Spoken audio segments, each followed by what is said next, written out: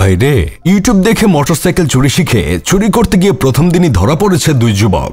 দেশ যে আজকাল ডিজিটাল হয়ে গেছে সেটা কিন্তু এসব কর্মকাণ্ড দেখলেই বোঝা যায়। আমাদের দেশের একজন বিখ্যাত মন্ত্রী স্মার্ট বাংলাদেশ বলে মঞ্চ ভেঙে পড়ে গিয়েছিল, মনে আছে সেই ঘটনা? সেই রকম স্মার্ট বাংলাদেশ এখন হয়েই গেল। তাই তো এখন চোরেরাও স্মার্ট হয়েছে, ইউটিউব থেকে শিক্ষা নিয়ে নেমেছে চুরিতে। কিন্তু দুঃখের বিষয়, প্রথমবার চুরি করতে গিয়ে ধরা পড়ে জেলে গেছে তারা। তবে এখন আমাদের দেশের সুশীল সমাজের কিছু মানুষ তাদের উদ্দেশ্যে বলতেই পারে, প্রথমবারই এভাবে গ্রেফতার করা উচিত হয় নাই, তাকে আরেকটু সুযোগ দেওয়া উচিত ছিল।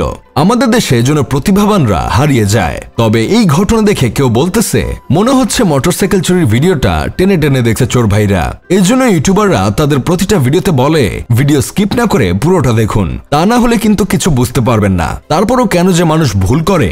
আবার কেউ বলতেছে চুরি করার পুরো কোর্সটা শেষ না করেই মনে হয় মাঠে নেমে গেছিল তারা, তাই এই অবস্থা। আবার কেউ কেউ বলতেছে তাহলে এখন তাদেরকে ইউটিউব দেখেই শাস্তির ব্যবস্থা করা হোক। এটা আসলে তাদের ব্যর্থতা না, এই ব্যর্থতা সম্পূর্ণ সেই ইউটিউবারের যার ভিডিও তারা দেখেছে। এখন ইউটিউব চ্যানেল মালিকের বিরুদ্ধে ব্যবস্থা নেওয়া উচিত। আশা করি জেল থেকে ছাড়া পেয়ে আমাদের অসম্মানিত চোর ভাইরা চ্যানেল মালিকের বিরুদ্ধে ব্যবস্থা নিবে। তবে এখন তাদের হাতে একটা মোবাইল ফোন দিয়ে দিলে হয়তো ইউটিউব দেখে জেল থেকে কিভাবে পালানো যায় সেই ভিডিও দেখে জেল থেকে পালাতে পারতো ভাইয়েরা। আমার শুধু জানতে ইচ্ছে করতেছে তারা যেই ভিডিওটা দেখে মোটরসাইকেল চুরি করা শিখছিল সেই ভিডিওর টাইটেল আর থাম্বনেলটা কি ছিল। না মানে ইউটিউবে তো এসব টিউটোরিয়াল ভিডিওর অভাব নাই। এই ধরনের টিউটোরিয়াল ভিডিও যারা বানায় তাদের থাম্বনেল আর টাইটেল এতটাই আকর্ষণীয় হয় যে আপনার সামনে তাদের ভিডিও আসলে আপনি নিজেও ভিডিও প্লে করতে বাধ্য হবেন।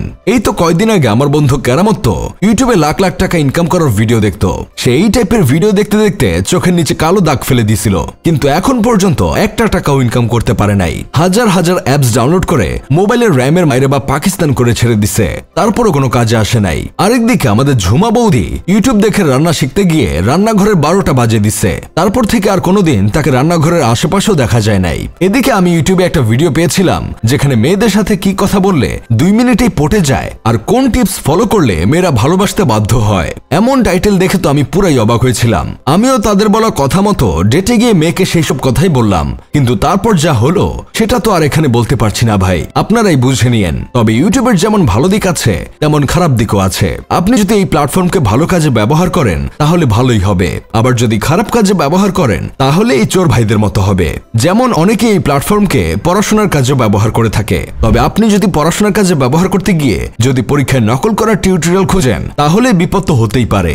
যাই হোক, শেষমেশ আমি গোলাম হোসেন একটা কাজের কথা কই, বাঙালি কিছু পারুক আর না পারুক, আধুনিক প্রযুক্তির নেগেটিভ ব্যবহার করে আধুনিকতার 12টা ঠিকই বাজিয়ে দিতে পারে।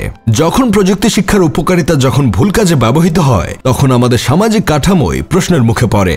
এটাই তার অনেক বড় প্রমাণ।